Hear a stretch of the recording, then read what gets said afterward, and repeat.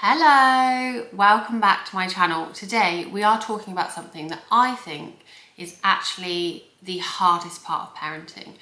And this was something that when I was just a practitioner, I would never have been able to understand. This is something that I think my understanding of has really changed since I had my children, particularly since I had two children and I had to juggle kind of all of their needs alongside mine. When there's an extra person to think about, whether you have one child or two children or three children, like it's a lot to be holding space for everybody's emotions and making sure everybody's okay. And I mean, life could be really tough anyway, can't it? Let alone when you have young people to look after. So this week's video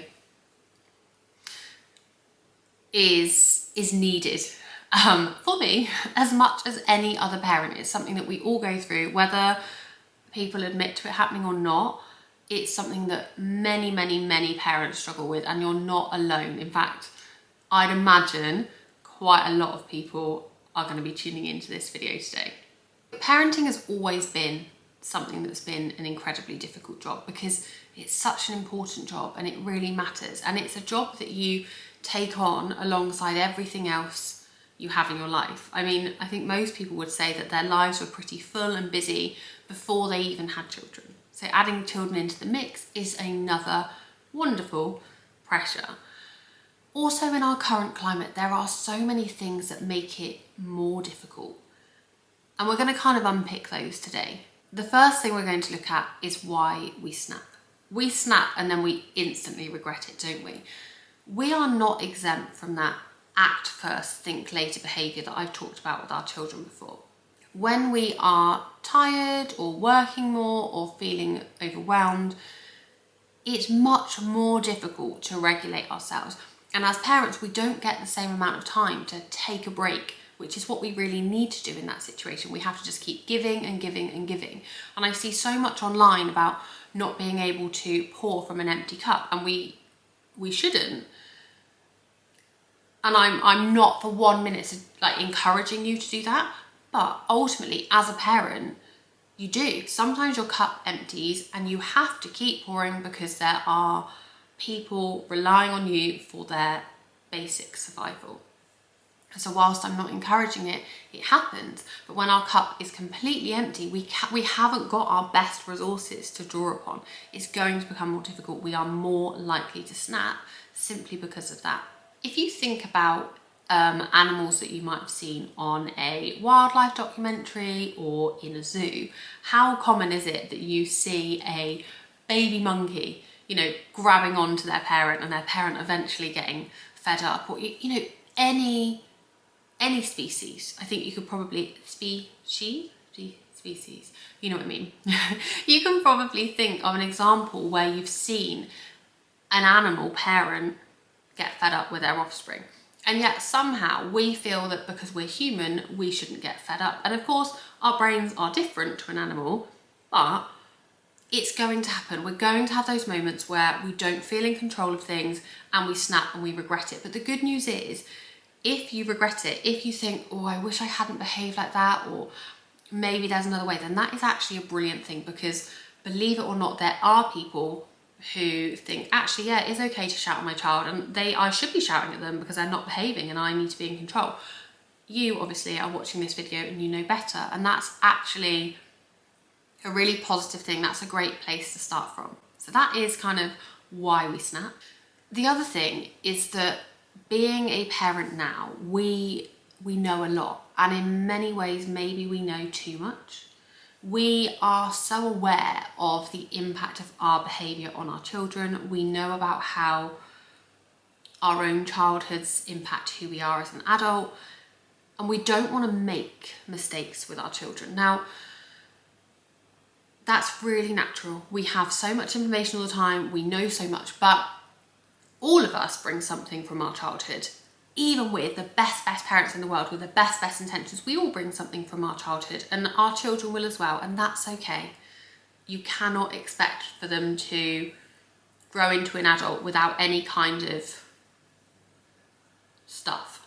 Whilst we're really aware that shouting and bribing and being negative towards our children is not a good thing, old habits can die hard. So if you were somebody who was punished as a child, when you're then in a situation with your own child, it's really natural to think, okay, well, I know I'm not meant to shout at them, but what do I do instead? And our default comes out, as I said, when we're more tired or stressed or overwhelmed. So it might be that that shouting's almost come out before you've even realised it. It's not like you're thinking, do you know what, I'm going to shout at them today. That'll make everyone's behaviour better. You're probably not thinking that, but it happens, and then you're like, oh, and then you feel this massive guilt because you know that you could have dealt with it in another way. I think sometimes as well, the more critical we are, the harsher we are with ourselves, the more we're trying to be this kind of perfect parent. Even if you think you're not, expecting to like never shout at your child, maybe you are putting that pressure on yourself. Maybe you are thinking, I know better, I should do better. And sometimes you can, and sometimes you just have to accept that you are human too. But the more pressure we put on ourselves, the more overwhelming it is for our own nervous systems, and the more likely we are to be triggered by our children, the exact thing we're kind of trying to avoid. So we know a lot more, but we also work a lot more.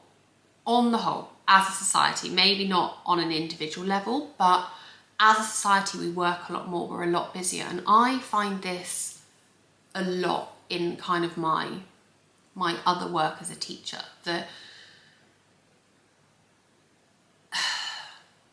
how do I put this? Sometimes I hear other people in my industry say things about how, well, that child clearly has a lot of screen time and the parent doesn't play with them and the parent doesn't talk to them. And I'm not saying any of that is okay. And obviously all of that has a negative impact on a child.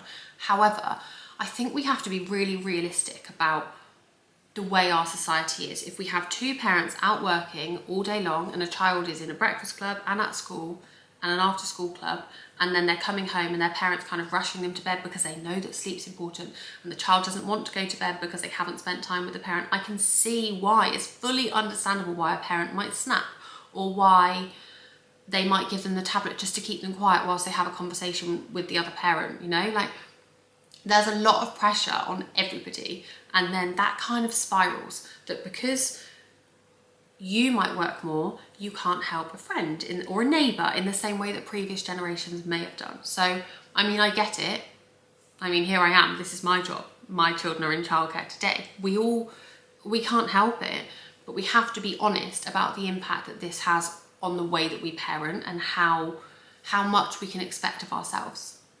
I think there can be a real cycle as well because of this, where we work more and we expect more and we put more pressure on ourselves, and then we're kind of shaming ourselves as parents and making ourselves feel bad because, I've been at work so I want to do this fun thing with my child, and but I snapped because I was busy at work. And it's just a constant cycle, and it just makes you feel worse and your child feel worse. And I'm saying this as somebody who experiences it too. Like, it's not, you can know all of the stuff and not be immune from it because of all the other things I've talked about, the reasons why we snap, that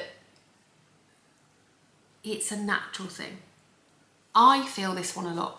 We feel now like we're really aware of what everybody else is doing. We see things on social media, this person's having a day out, this person's doing this person's doing that, that family are having the perfect life. We think we know what someone else's life is like. And when you're in those moments with your children that feel intense, and then you pick up your phone and you see that somebody's having a lovely time at bowling after school, you can't help but feel worse, like you're not doing things right as a parent. But equally, somebody else might look at your life and think that you're doing an amazing job. Like, ultimately, we cannot step back from ourselves and see ourselves as a parent, but there will be somebody out there who thinks you are absolutely smashing it, and I'd imagine you're being a lot harsher on yourself than somebody else would be on you. There's also a lot of pressure to have your children in the nice outfit, or to have a perfectly kept home, or to go on nice days out, or to have lovely holidays, and that's an awful lot of pressure on one human. And that pressure sits in our brains, and we compare. It's a normal human reaction, human behaviour to compare ourselves, but it only makes us feel worse about the way that we're parenting. And then that sits in our brain, and then we snap at another time. And it's not always as obvious as that, but it adds to that cycle, it adds to that pressure. I'm guessing because you're watching this video, you're already aware of why we shouldn't snap. And I don't want to make this video something that makes you feel bad. We know that snapping at our children impacts their self-esteem, it doesn't improve their behaviour in the long run, and it can damage our connection with them. But when we snap, it's because we feel overwhelmed. We get a surge of those hormones, our body enters that fight or flight response. And all of that means that momentarily we're not able to act as calmly as we would do otherwise. Remember earlier when I said it's almost coming out before you've realised it? That's why. Your body is doing all of this stuff inside and it's out of your mouth and you're like, oh, I didn't mean to do that. I don't want to be like that. Yet the next time those hormones come up again, it's really easy to fall into the same habits and repeat this cycle of like yelling, apologising, feeling terrible, yelling, apologising, feeling terrible. Ultimately, when we're in a situation like that, we are dysregulated and we want to move ourselves to a place where we are regulated instead. So what do we do in that situation? This is where I love my regulation reset. The idea is that it moves you from one place to another using something called the 3 M's, which stand for munching, movement and music, and you can put them in any order. It's not like a tick list where you have to do all 3 of them. I'm simply going to share 3 ideas with you, and you can either forget them and never think about them again, or you can pick one and start to have a go with it, use it regularly so that when you're in that place where you're dysregulated and you want to move to regulated, you can reset with it. So the first thing we've got is movement, which releases endorphins, boosts serotonin and gives us a dopamine hit, which is all super important things when we're feeling those stress hormones within our body. Now this movement can be anything. It can be doing a few squats, it could be running up and down your stairs, it could be jumping up and down in the kitchen, whatever you need to kind of get your body moving and get those happier, more positive chemicals flowing through your body. In this situation, I don't mean things like going to the gym. That's almost like a separate thing. We're not talking about that now. No one needs more pressure at the gym right now. But it's in that moment where your child is doing something that really bothers you, or you know, or you can feel yourself getting more wound up. Part of the trick is noticing it before you get to that point where you're about to roar. Almost noticing, do you know what? I just feel a little bit on edge. I just feel a bit irritated, or I just don't feel okay. What can I do? Wander around your kitchen, do laps around, do some lunges, whatever that gets your body moving. And it might be that you listen to this and think, actually, movement's not for me. In which case, don't do the movement, do one of the other things. You need to pick whatever's going to make you feel good, whatever's going to help you to feel better. The last thing we want is it to become like another thing that you feel that you have to do as a parent. So the second one I'm going to talk about is munching. And this is anything that kind of gets your body chewing. I need to be careful how I say this. The fancy word is mastication. And basically what it means is that chewing releases stress in your body and it helps to calm you. So anything you can do that gives you that chewing effect, like chewing gum or munching on a snack, is particularly helpful. I also find that I'm somebody that gets really hangry.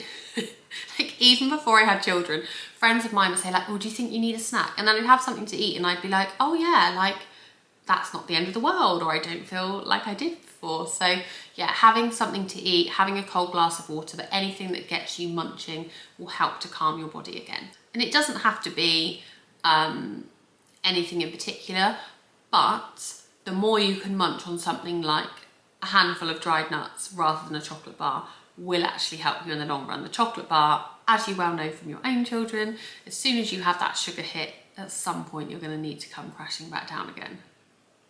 Music is one of my favourite things. It boosts dopamine, serotonin, and reduces your cortisol or your stress levels. And you can do this however you want to. It might be that you want to pop a pair of headphones on and just listen to some music while the children are happy playing, as long as you can see them. You know, that's perfectly safe and that's absolutely okay to do. It might be that you feel uncomfortable not being able to hear your children, or you might not want to kind of have the headphones and have a barrier between you. Like, that's fine too.